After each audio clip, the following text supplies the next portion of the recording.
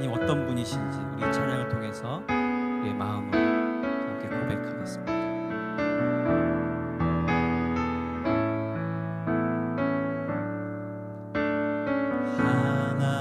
하나님이시여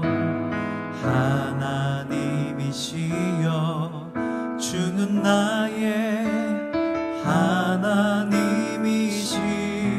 하나님이시로다.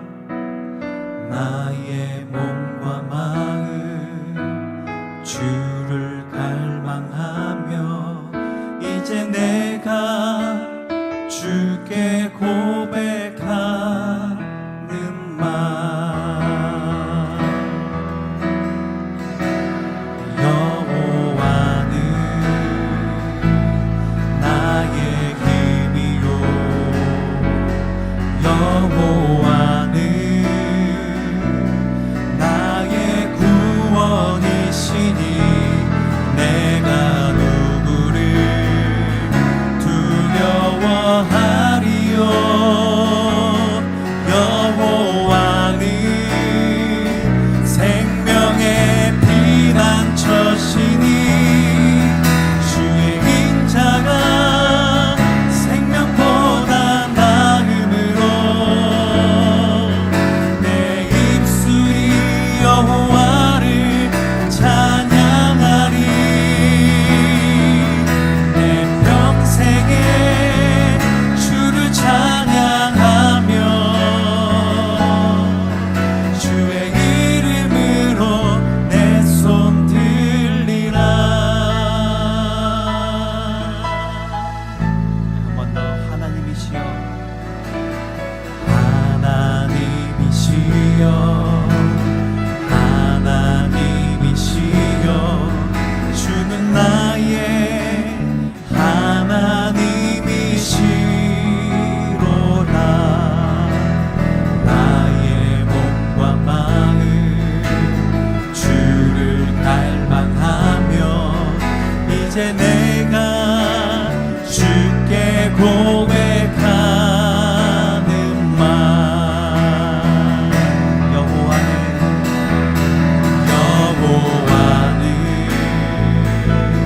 나의 힘이요 여호와는 나의 구원이시니 내가 누구를 두려워하리요.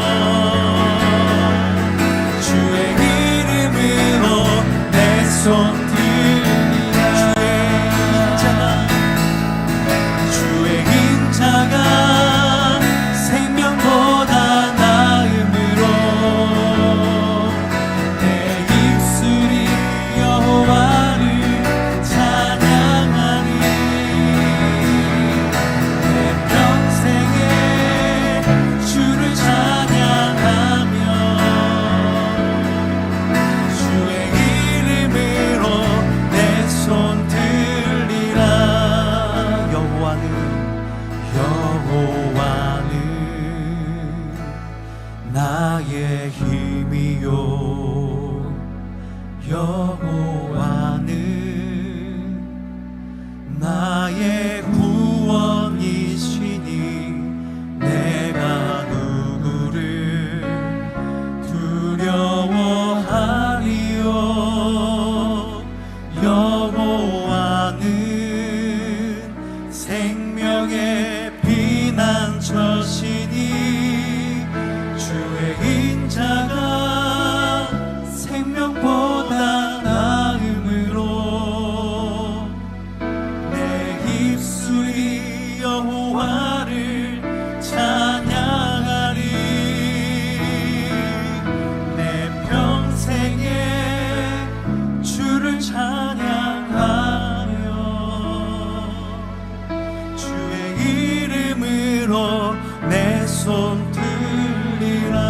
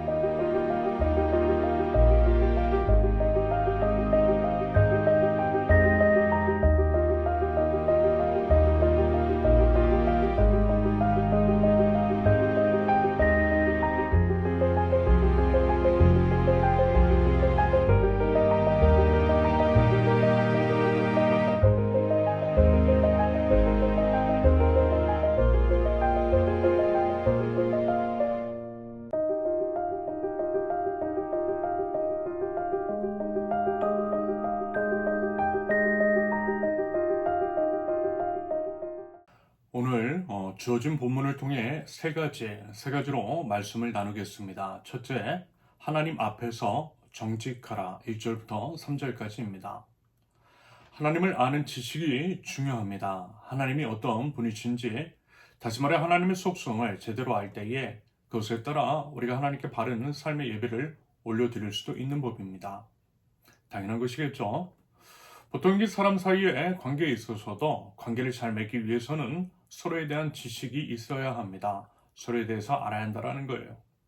예를 들어 남녀 관계라고 한다면 남자와 여자라고 하는 보편적인 성 특징과 차이, 다시 말해서 이제 여성은 이러이러한 면이 있고 남성은 저런 면이 있더라는 지식을 습득하는 것이 서로를 이해하는 데 도움이 됩니다.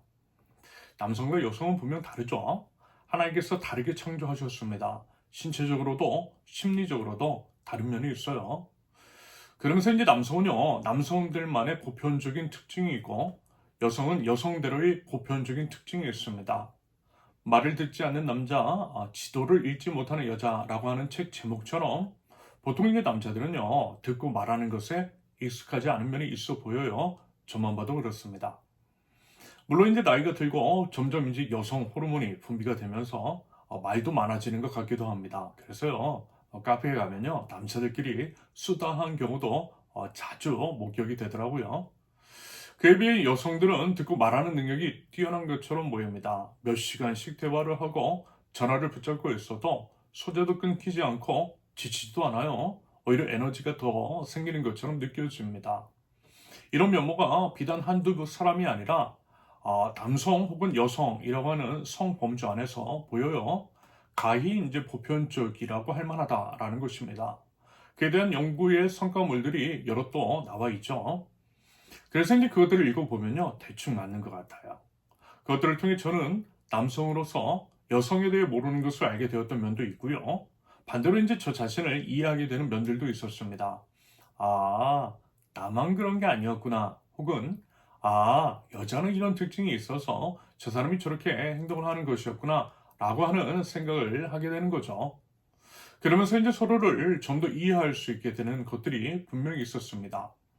물론요, 예외도 있어요. 남성과 여성의 보편적인 특징으로 범주화될 수 없는 개별적 특징도 있습니다. 사람은 각각 독특하게 창조가 되었기 때문이죠. 그래서 남성적 특징을 가진 여성도 있을 수 있고요. 여성적 특징을 가진 남성도 있을 수 있습니다. 그리고 여러분, 세상에요, 딱 잘라서 정확하게 나뉠 수 있는 사람이 과연 어디에 있겠습니까? 공장에서 대량 생산되는 규격품도 아닌데 말입니다. 정치적인 소양도 마찬가지예요. 보통 이제 진보와 보수라고 할 때 모든 면에서 진보인 사람도 모든 면에서 보수인 사람도 없어요. 어떤 사안에 대해서는 진보인 사람이 다른 어떤 면에서는 보수인 경우도 있어요. 한 사람 안에도 진보적인 성향과 보수적인 성향이 섞여 있더라는 것입니다. 신학적 노선도 그래요. 하나님의 주권을 전적으로 인정하는 칼빈주의만 무조건 맞다라고 볼 수 없어요. 인간의 자유와 능력을 인정하는 알미니언주의도 성경에서 분명하게 찾아볼 수 있기 때문입니다. 그러므로 이와 같은 것들을 염두에 두고 서로를 인정하고 포용하고 환대하는 태도가 우리에게 필요합니다.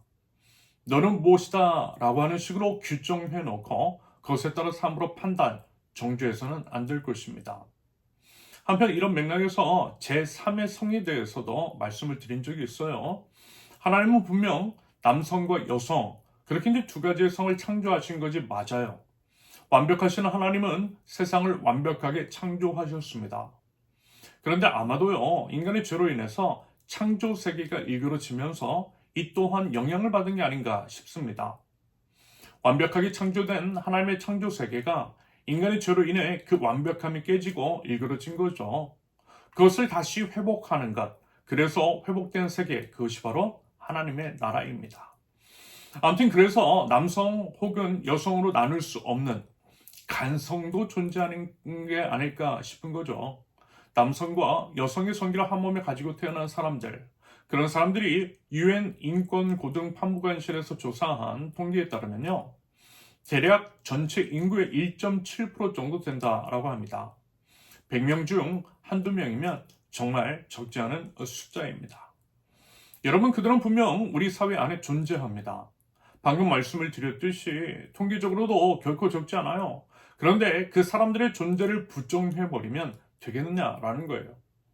남성만 여성만 있다, 남성과 여성만 있다라고 규정함으로써 그들의 존재를 부정할 때 그들이 느낄 수 있는 상실감과 박탈감은 과연 어떻겠습니까? 여러분, 우리 자신이 그 당사자라고 한번 생각해 보십시오. 존재를 부정당하면 설 자리가 과연 어디 있겠어요?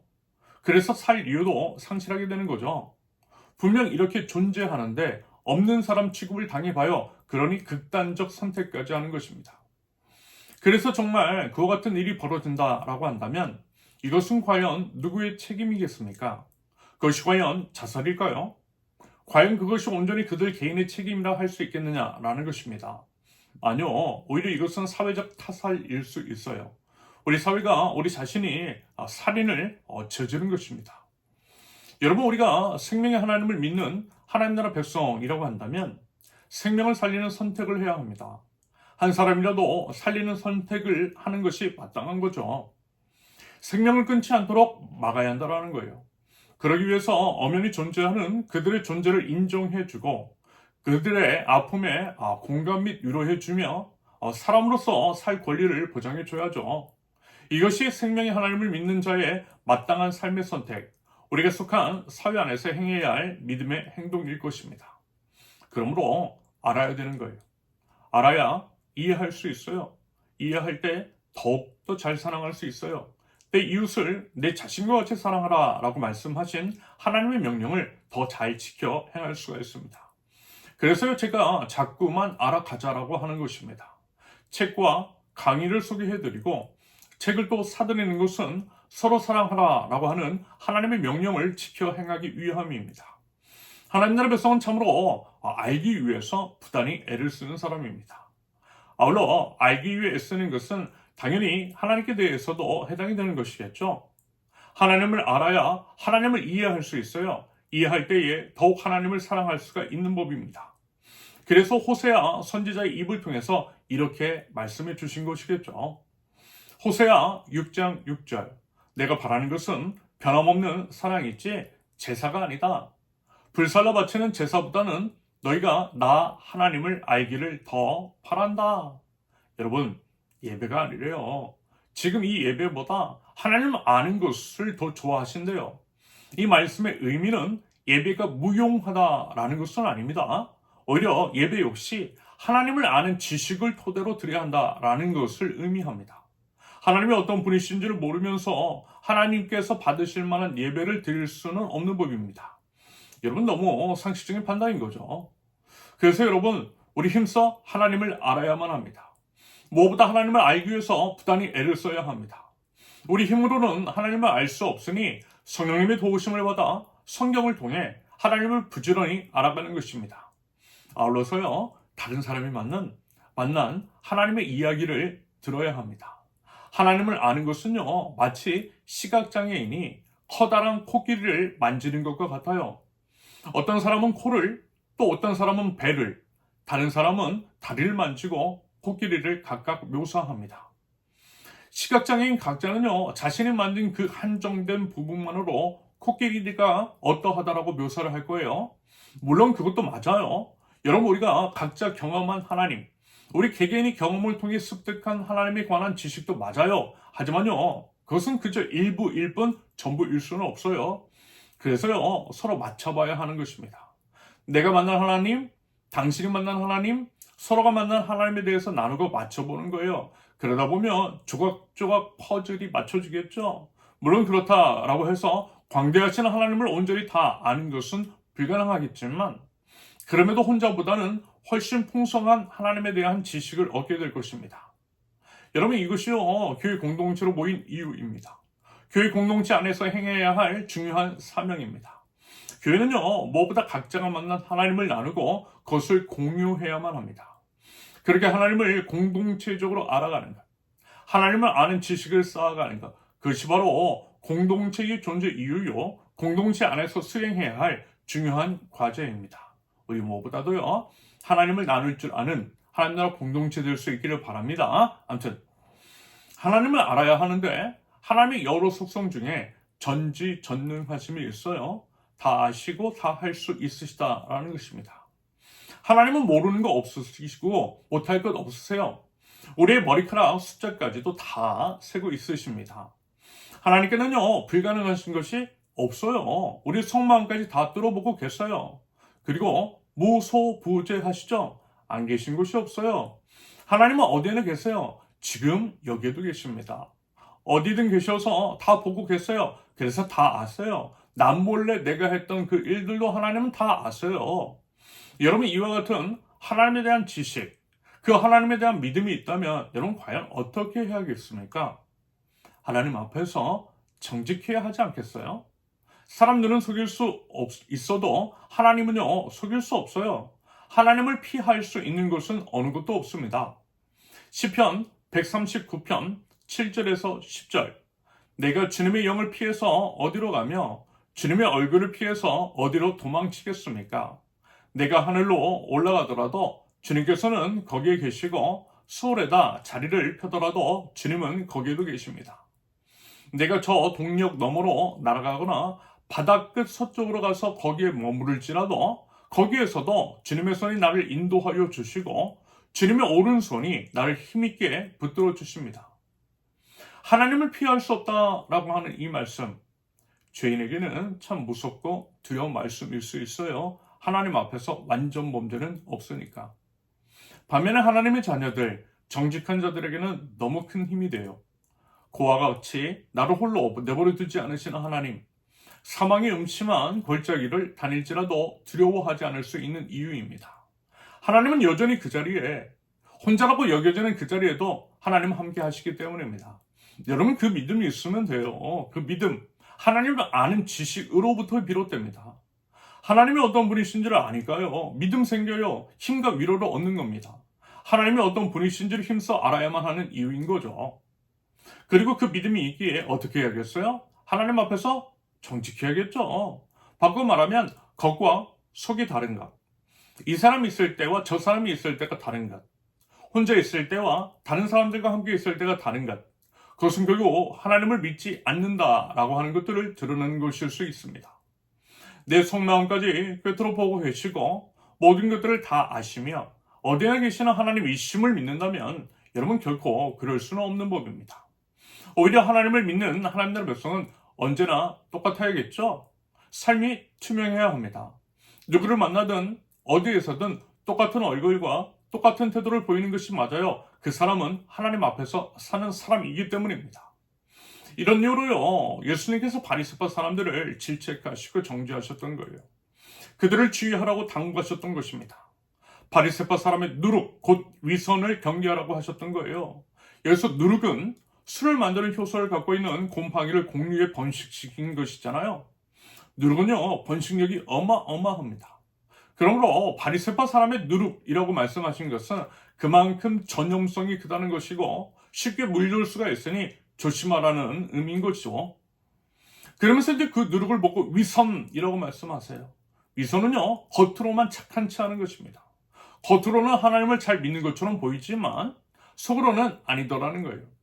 요즘 한국 사회를 바라보면서 이런 게 참 많이 보여요. 보니까요, 하나님을 말하지 않는 사람은 없어요. 다 하나님을 위한 것이래요. 교회를 지키기 위함이래요. 보란듯이 성경을 보이고 보란듯이 종교적 수사를 남발합니다. 그 겉모습만 보고 사람들이 착각하는 거예요. 저 목사가 이야기하는 것이니까 맞지 않겠느냐라고 여기는 것입니다. 그렇게 이제 그런 식으로 선동이 되는 거예요. 하지만 어때요, 여러분? 결국에는 드러나잖아요. 결국에는 돈 때문인 것이 드러났잖아요. 자기가 쥐고 있는 기득권을 내려놓지 않기 위해서였음이 드러났어요. 정확하게 오늘 본문 말씀 그대로입니다. 2절과 3절을 보면 가려놓은 것이라고 해도 벗겨지지 않을 것이 없고 숨겨놓은 것이라 해도 알려지지 않을 것이 없다. 그러므로 너희가 어두운 데서 말한 것들을 사람들이 밝은 데서 들을 것이고 너희가 골방에서 귀에 대고 속삭인 그것을 사람들이 지붕 위에서 선포할 것이다. 여러분, 제발 속지 마세요. 말쟁이들에게 속지 마세요. 종교적인 수사에 현혹되지 마세요. 그 입술이 아니라 삶을 보세요. 삶의 열매를 보세요. 보이지 않는 것들을 보려고 노력하세요. 분별의 눈을 달라고 강구하세요. 저는 이런 맥락에서요, 대형교회나 유명 목사들을 경계할 필요가 있다고 봅니다. 우리 이제 세우는 교회가 작기 때문에, 제가 이제 무명하기 때문에 드리는 말씀은 아닙니다. 그래도 이제 제가 지난 이제 부사역대 시절에 대형교회에서 사역을 해봤잖아요. 그때 이제 참 많은 것들을 봤어요. 유명한 사람들, 큰 교회 목사들 정말 많이 만나봤어요. 강단에서 말하는 것과 강단 밑에서의 삶이 다른 것 너무 많이 봤어요. 사람들은 그걸 몰라요. 왜요? 그들과 말 한마디 섞어 본 적이 없기 때문입니다. 그저 강단 위에서 입술을 통해서만 그들을 알 수 있기 때문입니다. 그런데 그 말이 정말인지 거짓말인지 위선인지 분별이 못해요. 한국교회가 타락한 것은 글쎄요, 이 때문일 수 있다라고 봅니다. 위선을 저지르기 너무 쉬운 구조인 거죠. 여러분, 웬만한 교회에서 담임 목사를 만나려면 너무 어렵죠? 만나기 어려울수록 점점 그들은 신비로운 존재가 됩니다. 안 보이는 곳에서 범죄할 가능성은 더 커져요. 하지만 예수님은요, 누구라도 또 언제든 만나 주셨어요. 사람들 가까이에 계셨어요. 예수님의 삶은 투명하셨어요. 모든 사람이 예수님의 삶을 볼 수 있었어요. 그런데 이상하게 요즘 목사들은요, 성도들과 너무 멀리 있어요. 그들은 그저 예배 시간에 보이는 이미지, 그때 이제 잠깐의 이미지와 수사에만 신경을 쓰는 것처럼 보여요. 연출된 이미지와 연출된 수사를 씁니다. 그 같은 위선과 기만에 개신교회에 많은 사람들이 속았다라고 봐요. 하지만 결국 뭐라고요? 그 추악한 모습들이 하나둘씩 드러나잖아요. 성추행, 돈 문제, 세습, 기타 여러 가지 것들이 드러났어요. 지금 시국 상황 속에서 이상한 이야기를 하거나 침묵으로 일관하는 자들도 마찬가지라고 생각합니다. 보니까요, 요즘 이제 개신교회 안에서 벌어지는 일련의 일들은 하나님께서 가짜와 진짜를 가르치는 과정처럼 보여요. 평온할 때는 보이지 않았던 문제점들, 그리고 이제 위선자들이 혼란스러운 상황을 통해서 분명하게 드러나는 거죠. 코로나 팬데믹 때도 그랬고 지금도 이제 그 일을 하고 계시는 것처럼 보입니다. 그만큼 하나님의 때가 가까운 것일 수도 있겠습니다. 아무튼 여러분, 하나님을 제대로 아실 수 있기를 바랍니다. 부디어 하나님이 어떤 분이신지를 제대로 알아 하나님 앞에서 정직한 모습으로 삶의 예배를 올려드릴 수 있기를 기대합니다. 그럴 때에 잠시 잠깐은요, 여러분 손해볼 수 있어요. 오해도 받을 수 있고요, 불이익도 당할 수 있어요. 하지만 결국에는 하나님께서 주시는 당당함으로 그것들을 이겨내고 결국 승리하게 될 줄로 믿습니다. 이 나라의 정의도 그런 정직한 하나님의 백성으로 인해서 반드시 회복될 것입니다. 둘째, 하나님 앞에서 경외의 마음을 가지라.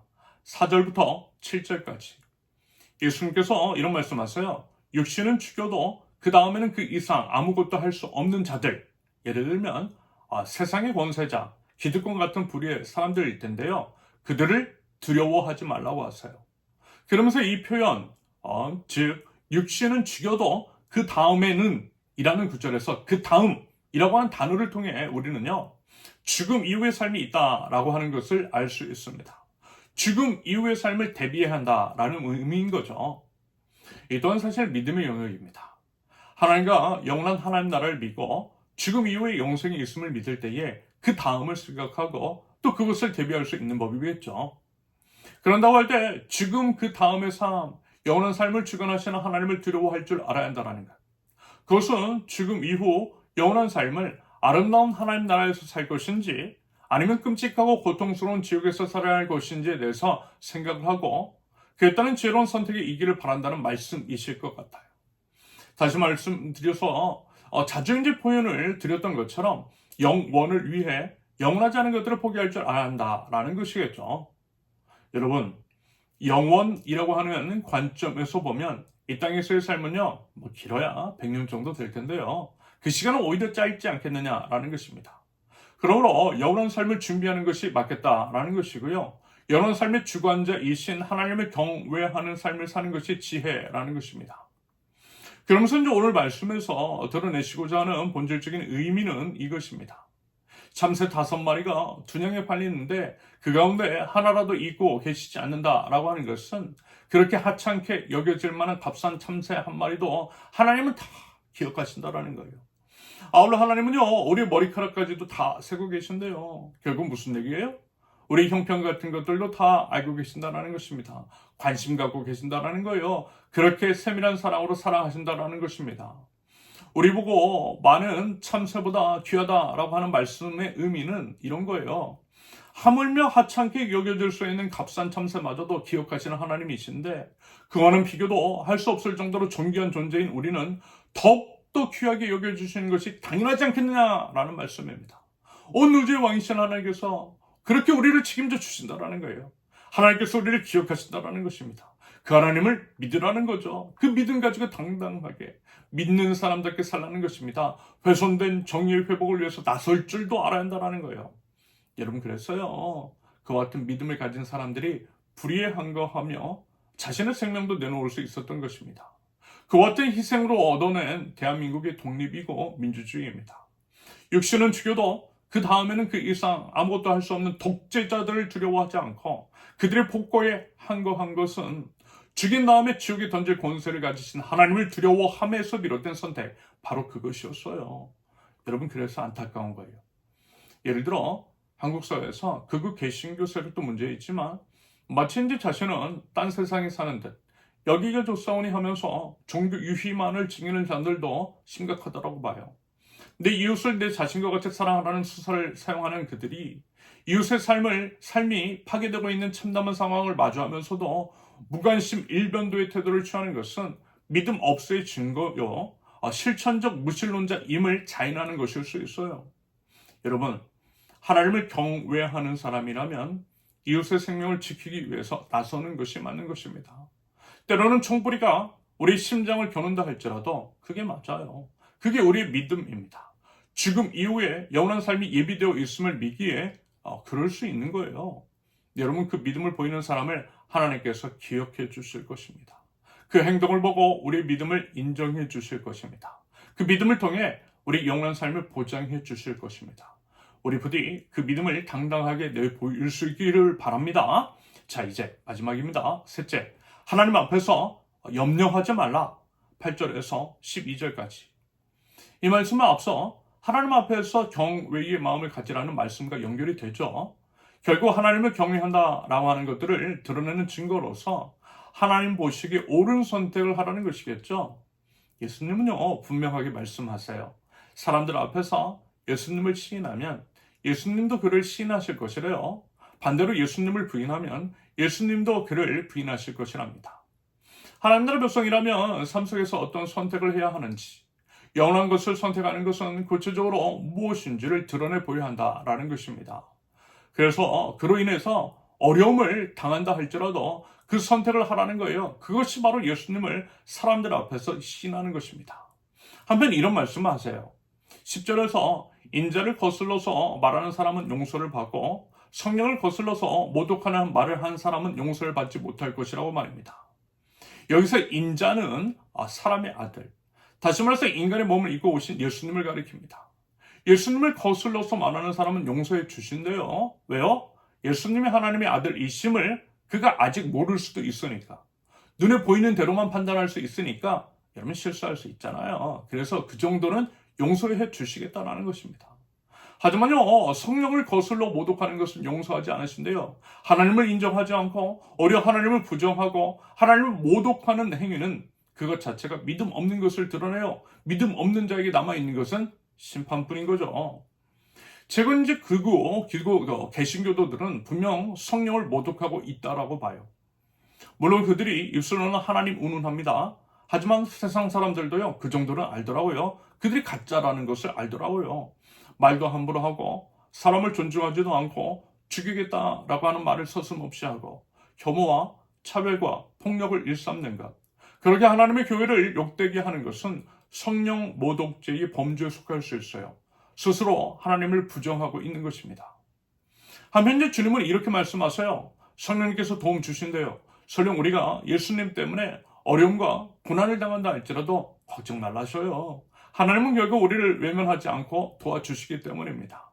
11절 이하의 기록처럼 회당과 통치자와 권력자 앞에 끌려갈 때 대답할 말을 성령님께서 친히 가르쳐 주신다라고 하는 그 말씀의 의미는 바로 그것입니다. 그러면서 그것은요, 단지 해야 할 말을 알려주신다라는 것만을 의미하는 것은 아니겠죠. 오히려 그 외에 우리가 하나님의 백성으로서 당하게 될 수 있는 여러 고난 가운데에 그것들을 피하고 그것들을 이겨내고 그것들을 극복해낼 수 있는 지혜와 힘과 용기 또한 주신다라고 하는 의미일 것입니다. 그래서 감사하게 있는 거예요. 감사할 것이 있는 거예요. 누차 이제 말씀을 드렸지만 여러분 우리 성은 교회 보시라니까요. 하나님 나라 모델 하우스를 만들어가고 하나님 나라 가치를 위해서 의도적인 불편한 선택을 하고 있잖아요. 대부분의 한국 개신교회에서는 언급하지 않는 불편한 이야기도 자주 해요. 그런 식으로 하나님의 나라를, 예수님을 따르는 길을 선포함으로써 예수님을 사람들 앞에서 시인하고 있습니다. 설령 교계에서 비난과 공격을 받는다 할지라도 계속 우리는 그렇게 할 것입니다. 그러면 솔직히 이제 사정도 어려워지고 생존의 위협 등으로 인해서 공동체가 해체될 가능성은 커져요. 쉽게 얘기해서 돈 안 되는 길을 걸어가고 있어요. 그런데 이렇게 건재하잖아요. 여러분 저는 이것이 무도한 권력자들 앞에서 말해야 할 것을 성령께서 가르쳐 주신다라고 하신 그 말씀의 확대 적용일 수 있다고 봅니다. 그렇게 우리 성령교회를 하나님께서 지켜주고 계시는 것으로 해석합니다. 하나님 앞에서 염려하지 말라고 말씀하시는 거죠. 그래서 저는요 하나님께 늘 여쭙고 있어요. 아무리 이제 생각을 해봐도 이건 은혜라고 밖에는 생각이 안 들거든요. 그 은혜를 주셨다라고 하는 것은요. 하나님께서 우리 성령교회를 통해서 뭔가 하실 일이 있으시다라는 것입니다. 여러분 더 주신 것은요. 사명 맞아요. 그래서 그게 뭔지를 여쭙는 거예요. 그것들을 해 나가려고 하는 것입니다. 그리고 이런 과정이 있고 살아계신 하나님의 역사하심에 대한 기억이 저와 여러분들이 있기 때문에 말씀을 드리는 것입니다. 한번 해봐요. 우리의 말과 삶으로 예수님 시인해봐요. 그러면요 우리 성령교회를 통해 보여주신 그 은혜를 동일하게 경험하게 될 줄로 믿습니다. 물론 쉽지 않죠. 어려워요. 두렵고 무섭고 불안하고 염려될 수 있어요. 하지만 그 과정을 거쳐야만 합니다. 여러분 십자가 없이 부활 없어요. 우리 성령교회가 순탄하게만 오지 않았다라는 것입니다. 그리고 그와 같은 선택을 해도 평생 좋은 날이 안 올 수도 있어요. 하나님께서 침묵하시는 것 같은 고통을 경험할 수도 있어요. 하지만요 그래도 해봐요. 우리 하나님 믿잖아요. 인생 살면서 하나님 앞에서 믿음대로 한번 제대로 한번 살아봐야죠. 그래서 이제 주변 사람들에게 저 사람은 정말 믿는 사람 같아 라고 하는 소리도 한번 들어봐야 하지 않겠어요? 여러분, 하나님은 살아계십니다. 하나님은요, 우리 사랑하세요. 그 하나님께서 믿음의 선택으로 예수님을 시인하는 우리를 책임져 주실 줄로 믿습니다. 부디 그 믿음 가지고서요, 하나님 앞에서 온전한 삶을 살아갈 줄 아는 하나님 나라 백성들, 저와 여러분들이 이실 수 있기를 예수님의 이름으로 축원합니다. 함께 기도합니다.